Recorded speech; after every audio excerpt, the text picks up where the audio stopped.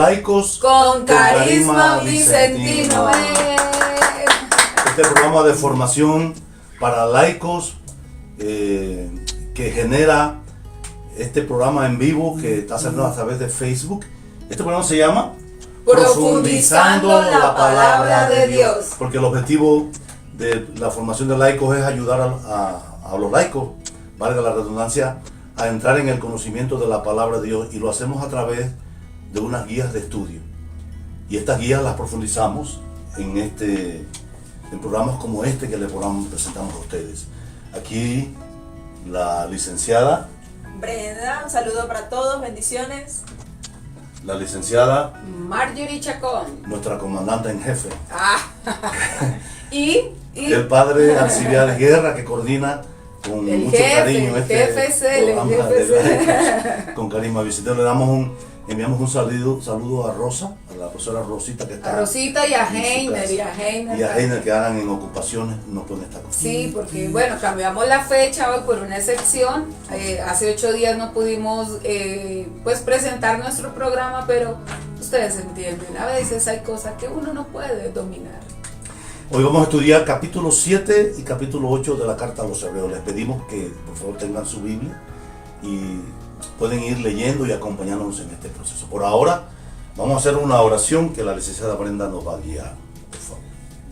Bueno, nos ponemos en presencia de nuestro Señor Jesucristo. Señor, te damos gracias por un día más de vida, por todas las bendiciones que nos das. Permítenos compartir tu palabra y que sea de bendición y fruto para nuestras vidas, y asimismo podamos llevar esa palabra a los demás en práctica también y a través de nuestra fe. Amén. Amén.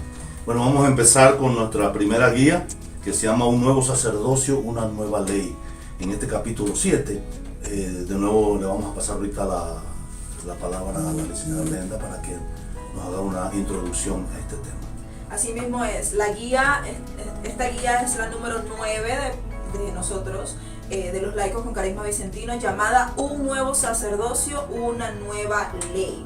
Indudablemente la nueva alianza de Cristo supone la inauguración de una nueva liturgia y un nuevo sacerdocio. Ese podría ser el resumen de este capítulo número 7 de la carta a los Hebreos, como decía el padre Alcibiades. Se dice fácilmente, pero ha sido difícil la fidelidad a lo largo de los siglos en este proceso del sacerdocio, y eso se debe a las distintas ambiciones humanas que enfrentamos nosotros, claro está. Se debe también a la inclinación, temas teóricos, a las banalidades humanas, manipulaciones, todo lo que tiene que ver con el hecho de querer tener más poder, todo esto que conlleva el hecho de ser sacerdote y la autoridad y el poder que llevaba con ello.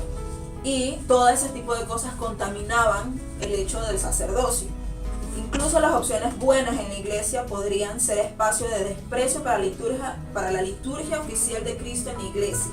Es decir, que hay una línea fina entre el hecho de llevar la palabra de Cristo y no dejarse llevar por esas humanidades y las manipulaciones que puede llevar, y el hecho de querer tener poder.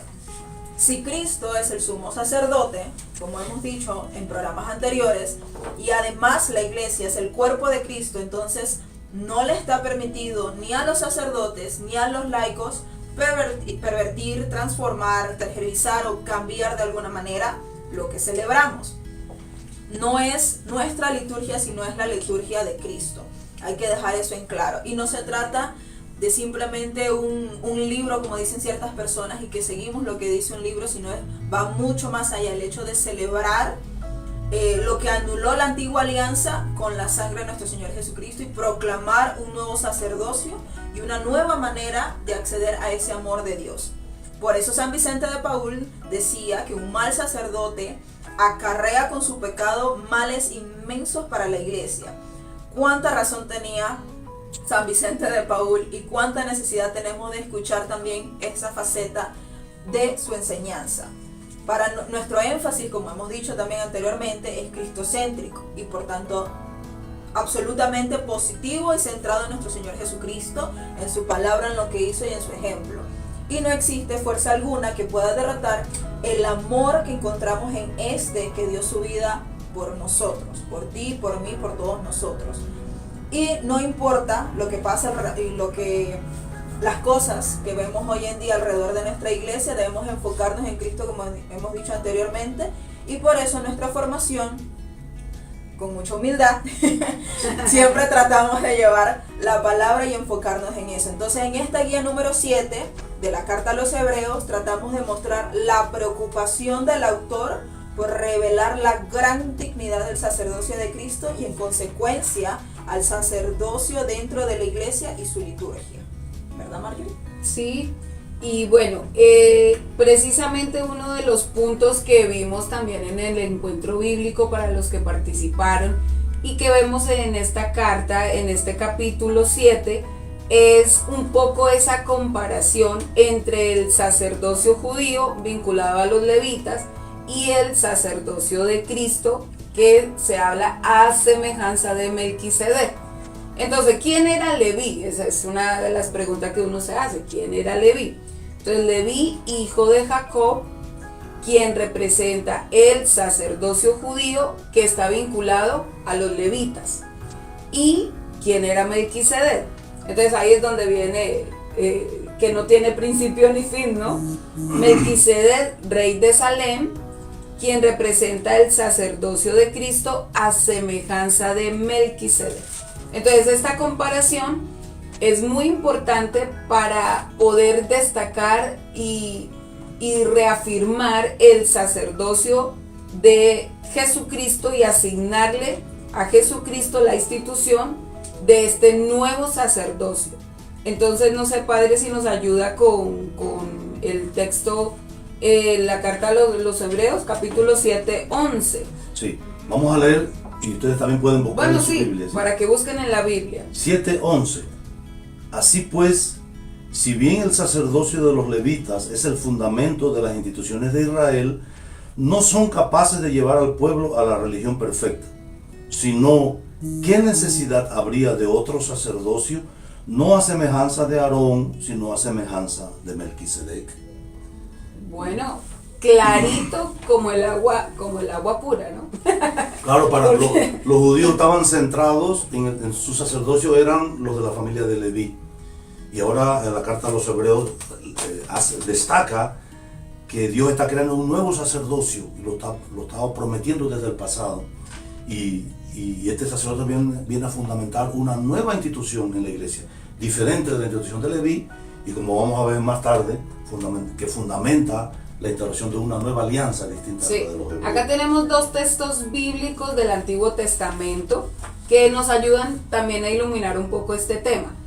Fíjense y recordemos lo que hablamos en el encuentro bíblico para los que no participaron y todavía no han recibido la guía, que pronto llegará. Es que siempre que leemos el Antiguo Testamento lo debemos leer pensando en Jesús, pensando en eso, cómo nosotros nos ayuda a entender más a Jesús. Entonces, Josué 13, 32, 33 dice así: esta es la herencia que repartió Moisés mientras estaba en las estepas de Moab, al este de Jordán, frente a Jericó. Pero a la tribu de Leví, Moisés no le dio ninguna posesión de tierra, porque Yahvé, Dios de Israel, es su herencia como se lo tiene dicho. Este es el primer texto bíblico. Ese texto es importante porque los levitas no tenían posesión de tierra, no podían sembrar. Entonces la gente le traía el diezmo y ellos vivían de eso. Que eso también lo vamos a ver. Lo vamos a ver más tarde, sí. Y en Números 18, 21. A los hijos de Leví les doy como herencia todos los diezmos de Israel, a cambio del servicio que presten, es decir, del servicio de la tienda de las citas. Más tarde vamos a ver cómo Melquisedec recibe el diezmo de Abraham y hace una reflexión sobre esto, pero aquí los encargados de recibir el diezmo eran los levitas. Exactamente. Los levitas no pagaban el diezmo, sino que lo recibían. Que este es un dato importante para la comparación que leeremos en nuestra carta más adelante. Entonces, vamos ahí como poquito a poquito, porque de pronto nos enredamos, ¿no es cierto, Padre? Entonces vamos a ver unas señales, son 10 señales que nos hablan de la constitución de un nuevo sacerdocio que es distinto al judío, para entender un poco lo del sacerdocio de los levitas y el nuevo sacerdocio, pues parecido al de Melquisedec, ¿no? Como están presentando, que es el nuevo sacerdocio de Jesucristo. Entonces, hablemos de la primera señal, Padre. Sí. Melquisedec, sacerdote del Dios, sí, Altísimo. Sí, antes lo ponemos un poquito en contexto. Abraham viene de una guerra, trae el botín de la guerra, y Melquisedec le sale al encuentro. Eso es en el Antiguo Testamento, y bendice a Abraham, y Abraham le entrega el diezmo. Entonces vamos a leer el primer versículo del capítulo 10. Se sabe que Melquisedec, rey de Salem, sacerdote del Dios Altísimo, salió al encuentro de Abraham cuando volvía de derrotar a los reyes. Bendijo a Abraham, y Abraham le dio la 10ª parte de todo el botín.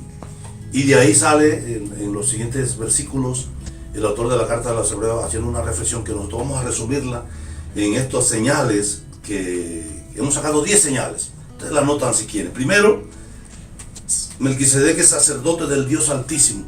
O sea que la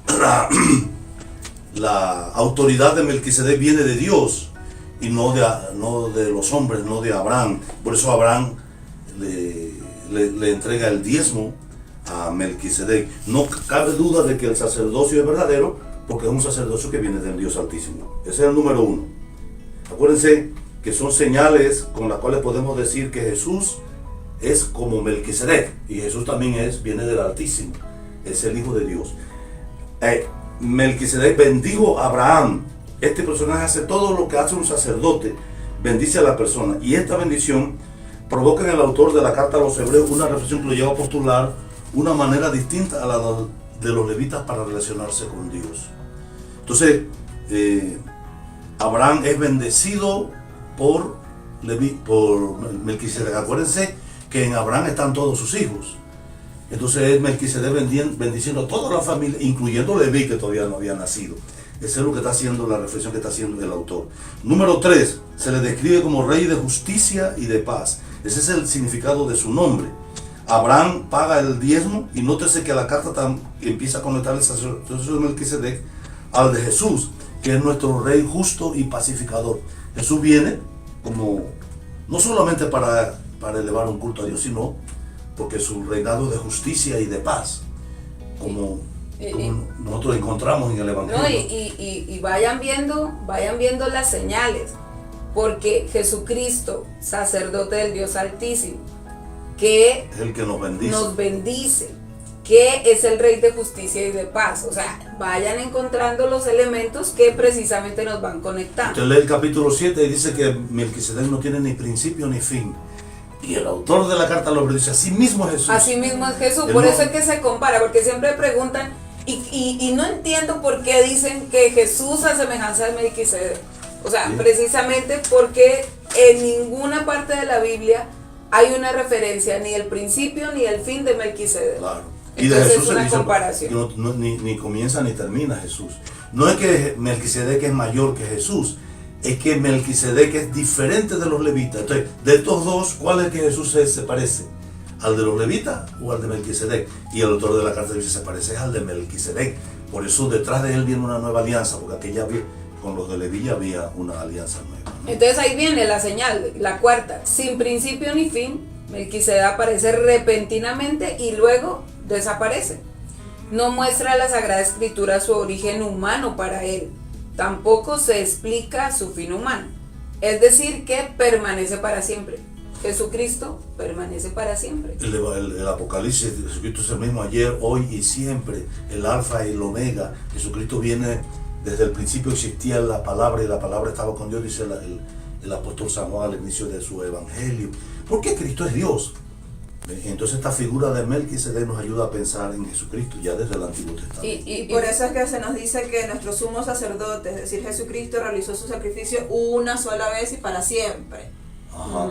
No como se decía que los sumos sacerdotes judíos todos los años tenían que realizar un sacrificio Por el sacerdote, pecado de ellos y el de la y gente. del pueblo. Jesús una sola vez y el que no tenía pecado, por nuestro pecado, ¿no? A semejanza de Melquisedec, ahí no se habla de Melquisedec en torno a la reflexión del pecado y de lo demás. ¿Cuál es la quinta señal, Brenda? A ver, para La grandeza. a ver si está concentrada, que tenemos que estar ahí. ¿Ves? La Chispa, grandeza de Melquisedec. No se trata pues de un personaje circunstancial. Si Abraham le paga el diezmo, tiene que ser alguien especial. No era tampoco cualquier persona por ahí.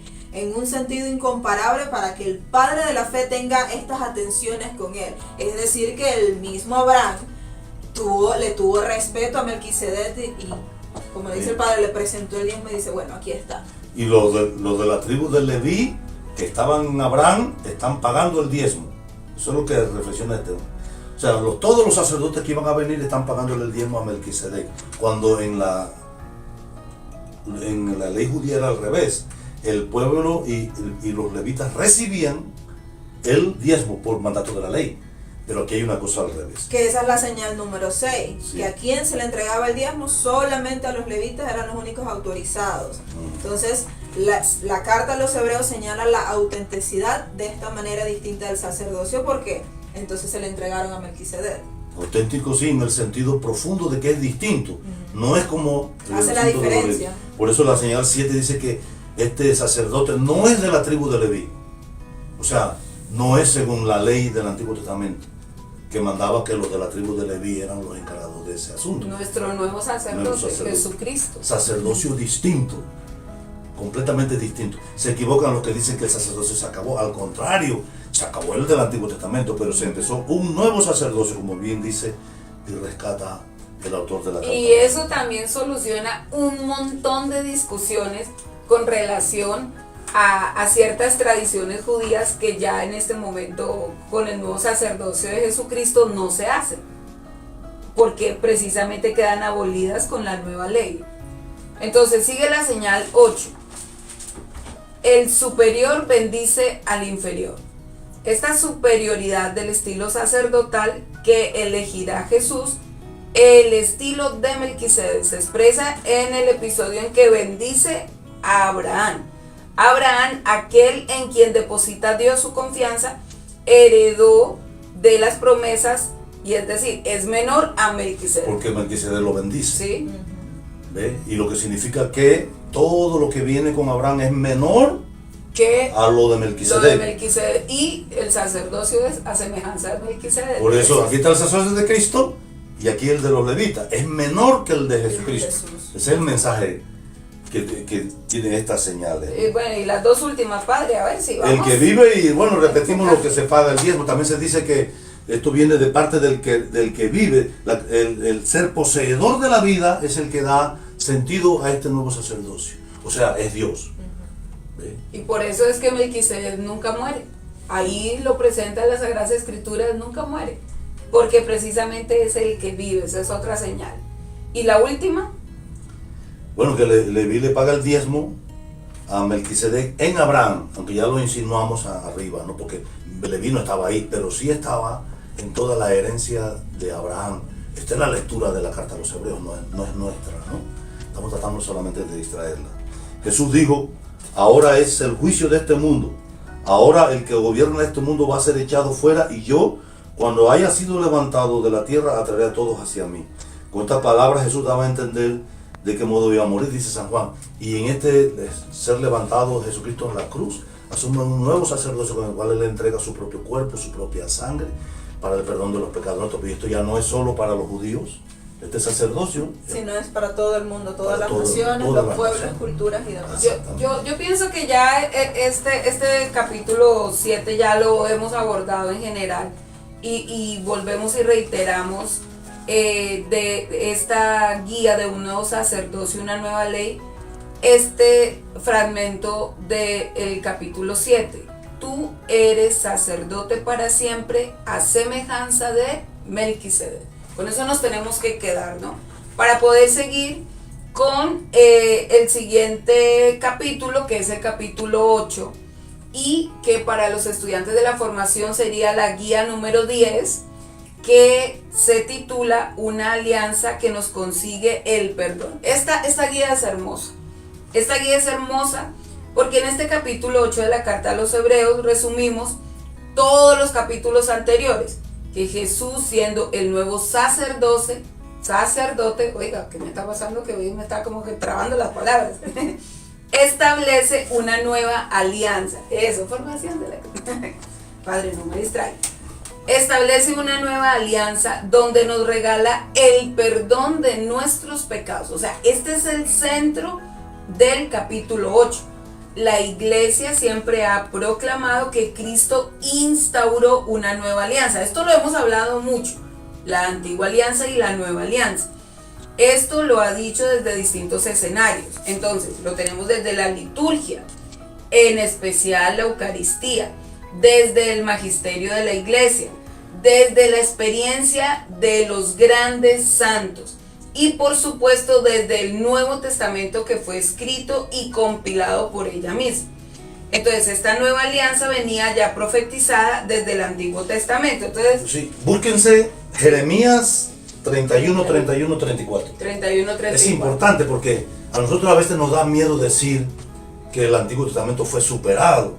Y eso hasta los mismos profetas lo anunciaron. Da miedo decirlo, pero si uno lo lee como nos lo estaba sugiriendo el padre Rubén, que todo lo que leas del Antiguo Testamento es para que me ilumine y me haga entender mejor a Cristo. Una preparación. Sí, una preparación. Para la promesa de Cristo. Brenda, ayúdanos con esta lectura, por favor. Dice, ya llega el día, dice Yahvé, en que yo pactaré con el pueblo de Israel y con el de Judá una nueva alianza. No será como esa alianza que pacté con sus padres cuando los tomé de la mano, sacándolos de Egipto, pues ellos quebraron la alianza siendo que yo era su Señor. Esta es la alianza que yo pactaré con Israel en los días que están por llegar, dice Yahvé. Pondré mi ley en su interior, la escribiré en sus corazones y yo seré su Dios y ellos serán mi pueblo. Ya no tendrán que enseñarle a su compañero o a su hermano diciéndoles, conozcan a Yahvé, pues me conocerán todos, del más grande al más chico, dice Yahvé. Yo entonces habré perdonado su culpa y no me acordaré más de su pecado. ¡Oh! Sí, ¡Qué lectura! Que la alianza merecía críticas, definitivamente, o sea. Sí, el autor de la carta a los Hebreos dice que Dios mismo la critica. El autor, que conoce profundamente la historia, conoce también perfectamente el peso y la importancia de la alianza de Dios con el pueblo de Israel, y que proponga una nueva alianza, y lo lee tiene que haber transformado profundamente sus creencias, ¿no? Por eso que hay dos cosas importantes que se resaltan, que la antigua alianza era insuficiente de cierta manera y por eso al revisarla se concluye que era necesario buscar otra, como dice Hebreos 8:7. Si la primera alianza no mereciera críticas, no habría que buscar otra. 8:7, ahí está clarito que la antigua alianza, la primera, merecía críticas, dice el autor de la carta de los Hebreos. Y por eso Dios viene y propone una nueva. Y como vamos a decir ahora, no es que estaba mala la anterior, es que es un proceso de crecimiento.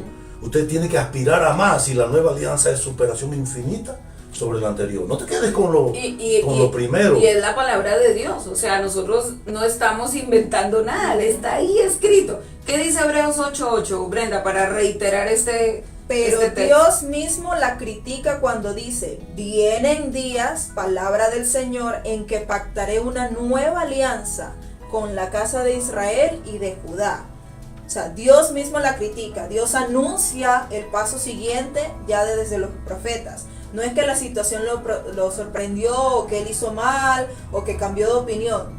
Era, como dice el padre, un proceso de crecimiento, era poco a poco. Entonces ya pasamos la etapa de la antigua alianza, viene la nueva y viene un proceso reformado con la encarnación del Hijo del Hombre. Y vienen días, como dicen, en que pactaré una nueva alianza. Queda claro entonces que es Dios mismo quien aplica este nuevo proceso, empieza este proceso de evolución para darnos una nueva alianza y de libertad con Dios. Entonces, sigamos con Hebreos 8:9, Padre. No será como la alianza que hice con sus padres cuando los tomé de la mano para sacarlos del país de Egipto. ellos no permanecieron fieles a mi alianza, por lo cual yo también los descuidaré, dice el Señor. Fuerte.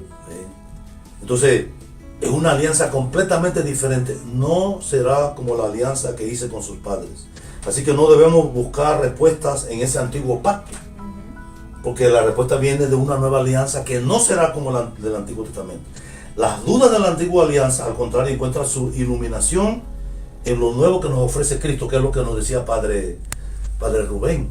Entonces usted, cuando lee estas profecías, dice, no, está hablando de Jesucristo. Y Jesucristo cuando viene dice, no, esto sucedió para que se cumpliera lo que dijo el profeta allá. Y en Jesucristo se cumple todo. Y será distinto, no será como la antigua alianza.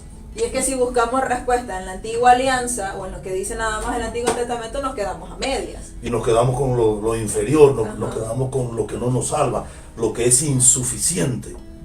¿Ve? Y nosotros estamos...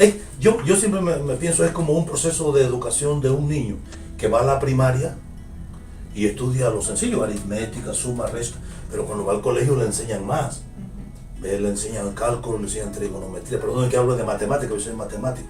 Cuando va a la universidad se especializa. O sea, ¿cómo un tipo de la universidad va a querer estar nada más sumando y restando? Por favor, tú tienes que aspirar a otras cosas, a un crecimiento. Eso vale para todas las demás disciplinas, ¿no? Entonces hay una cosa que se llama historia de la salvación, economía de la salvación, le dicen los teólogos. Y es que Dios viene preparando desde antiguo todo un proceso de crecimiento hasta llegar a la plenitud de los tiempos que está en Jesucristo nuestro Señor. Él es la plenitud de lo que nos salva. Entonces el autor resalta el asunto de que no permanecieron fieles los del Antiguo Testamento. El pecado de aquel pueblo hizo que esa alianza, fue una de las razones por qué esa alianza no fue suficiente. Además era un pueblo, se entiende, también en crecimiento, ¿no? Y por supuesto, si tú descuidas la alianza, te sometes al descuido de Dios, no porque Dios te quiere descuidar, sino porque tú voluntariamente te alejas. Si a mí me hospitalizan con una enfermedad y yo voluntariamente me salgo del hospital, por supuesto que yo voy a sufrir las consecuencias, no es culpa de los médicos, es culpa mía que me alejé del hospital. Y al abandonar a Dios tiene sus consecuencias, no nos engañemos. Él, como uno que ama realmente, no obliga a nadie. Y aunque triste, se hace a un lado para dejarnos caminar a nuestro antojo. El pueblo debe asumir la responsabilidad de sus acciones. Y en 8:10 dice, esta es la alianza que pactaré con la casa de Israel en tiempos que han de venir, palabra del Señor. Pondré mis leyes en su mente y las grabaré en su corazón, y yo seré su Dios y ellos serán mi pueblo. Ese es 8:10. Y es bonito porque habla de las leyes, o sea, las leyes en el corazón, ¿no? Es decir, que ahí empieza como destaca de la nueva ley en contraste con la ley grabada en piedras, ¿no? Será una ley grabada en el corazón, ¿no? Claro. O sea, hay una diferencia bonita, ¿no? Ya no es una cosa allí exterior, sino que ya es algo profundo, ¿no? No, y si nos ponemos a ver, es exactamente lo que leí anteriormente de Jeremías 31, 31 y 34. Entonces es ahí como dice Marjorie, como yo leo el Antiguo Testamento para ver a través de la palabra del Antiguo Testamento, ver a Cristo también. Es justamente eso de que el Señor nos va a tocar más allá en lo profundo de nuestro ser para seguir buscándole. Sí, algunos podrían entender, nadie me tiene que enseñar porque Dios me va a conectar. No, acuérdense que estamos comparando dos alianzas. La alianza del Antiguo Testamento grabada en piedra, el signo eran estas piedras que tenían los 10 mandamientos, pero grabada en piedra, la rigidez de la piedra se transmitió a la rigidez de un estilo de vida de los judíos. Y Jesucristo viene a grabar la ley en el corazón, o sea, es en el caminar humano, pero tiene sus mandamientos. Por ejemplo, el mandamiento del amor. Pues un mandamiento, ¿el amor qué es? No es una cosa que uno lee, sino un estilo de vida que nos lleva a nosotros a relacionarnos de una manera correcta con los demás. Y por eso se habla que esta nueva ley es la ley del Espíritu Santo, cuando está grabada en el corazón, que conoce nuestros corazones y nos recuerda los mandamientos de Cristo.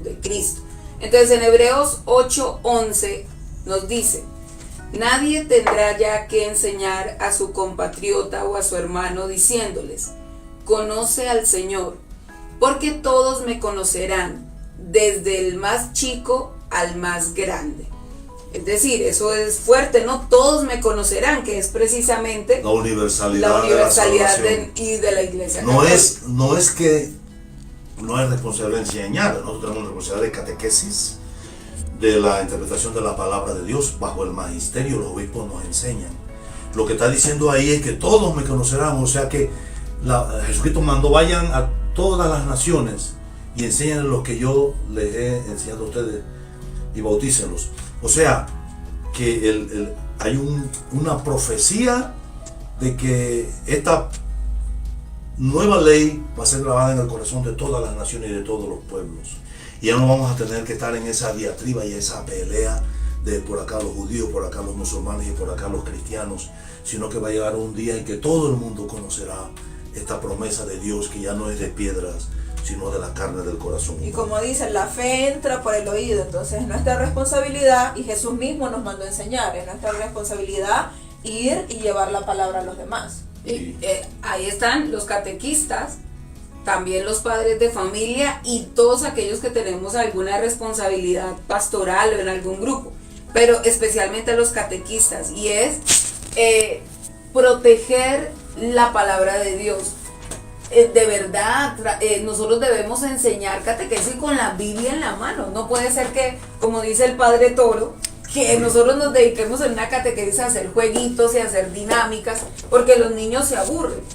¿Y dónde está la palabra de Dios? Hace 10 años no tiene sentido. Escuché a un catequista de mi parroquia diciéndole a nosotros catequistas y a los niños, no, que eso de enseñar la Biblia ya está pasado de moda, tenemos que hacer dinámicas y cosas, ¿no? Entonces yo me quedé pasmado y muy preocupado, porque si un catequista importante, porque no era uno neófito en la universidad, piensa así, nosotros estamos en problema. Sí. Tenemos que cambiar eso, afincarnos en la palabra de Dios, en el Evangelio principalmente, para poder enseñar esto que Jesucristo nos manda. Y ya vayamos centrándonos un poquito ya para hacer el cierre digamos, de este segundo, de esta segunda parte del capítulo 8, para que lo conectemos un poco más con el título de la guía, ¿no? Una alianza que nos consigue el perdón. Entonces uno puede ver en Hebreos 8:12. Padre, ¿qué nos dice Hebreos 8:12? Yo perdonaré sus maldades y no volveré a acordarme de sus pecados. Este parece ser el objetivo de esta nueva alianza. Y es lo que Jesucristo nos consigue en la cruz. ¿Por qué subió a la cruz Él? Murió por nuestros pecados, eso es clarísimo. Entonces en la nueva alianza se firma en la cruz y su objetivo es que nosotros recibamos de Dios el perdón de nuestros pecados. La nueva alianza ofrece de parte de Dios el perdón de los pecados, y eso no era posible con la ley de Moisés. La ley de Moisés, como dice San Pablo, nos llevaba a la muerte.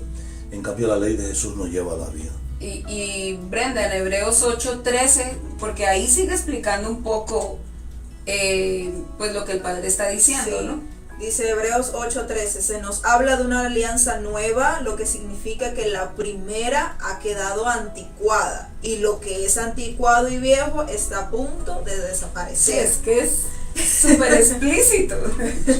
Sí. Entonces, Hablando de anticuado y viejo, está hablando de la antigua alianza, no de los padres viejos. ¿Ve? La pastilla. Sino de la antigua alianza. Bueno, entonces, pues vamos a ir ya haciendo como nuestra reflexión final, ¿no? Volvemos, como el Padre nos lo dijo en la guía, muchos católicos tenemos miedo de ser testimonios de Cristo con la nueva alianza. Y nos confunden los hermanos separados muchas veces, y nuestra falta también de estudio de las Sagradas Escrituras nos impiden vivir a plenitud este nuevo comienzo tan bonito y tan especial que nos regaló Cristo. Yo sé que hay un miedo, porque también es como el miedo al debate, a la confrontación, pero simplemente es entender que explícitamente las Sagradas Escrituras hablan que esta nueva ley está aboliendo la anterior y hay un nuevo comienzo con Cristo. Desde los profetas están diciendo va a venir una nueva alianza. Viene Cristo, firma la nueva alianza, y los seguidores de Cristo enseñan que esta antigua alianza está anticuada y está a punto de desaparecer, pero tenemos una nueva, que es la que nos da la salvación. Y mucho mejor. Y esa nueva pone como bandera el perdón de nuestros pecados desde ya nosotros sabemos que Cristo murió en la cruz por nuestros pecados. Entonces por eso al final de esta guía también le propusimos a nuestros estudiantes y estamos invitando a todos los que nos están viendo en este momento y los que nos verán después, que vayan a nuestro canal de YouTube, que hemos, creo que también está en Facebook, que hemos puesto nuestra oración, que es una oración por el perdón. Porque con esto cerramos esta reflexión aquí. Y lo presentamos en 3 niveles. Es el perdón a nosotros mismos, ¿sí? Porque nosotros, pues, somos a veces muy duros con nosotros. Por eso nosotros hablamos que el tema de la conversión y el tema de dejar entrar a Cristo en nuestro corazón empieza por nosotros mismos. Segundo, el perdón a los que me han hecho daño. ¿A usted alguna vez le han hecho daño, padre? Personas le han hecho daño. Me han revolcado varias veces. Brenda, a ti te han revolcado también. Bueno, a todos nos ha revolcado el pecado de otros y nos ha hecho mucho daño. Y tenemos que perdonar a esas personas que nos han herido, sí. Pero también, Brenda, ¿tú le has hecho daño a alguien? Claro que sí. Yo también. Todos hemos cometido muchos pecados y le hemos hecho daño a muchas personas, también nosotros. A veces los más cercanos somos a los que más le hacemos daño.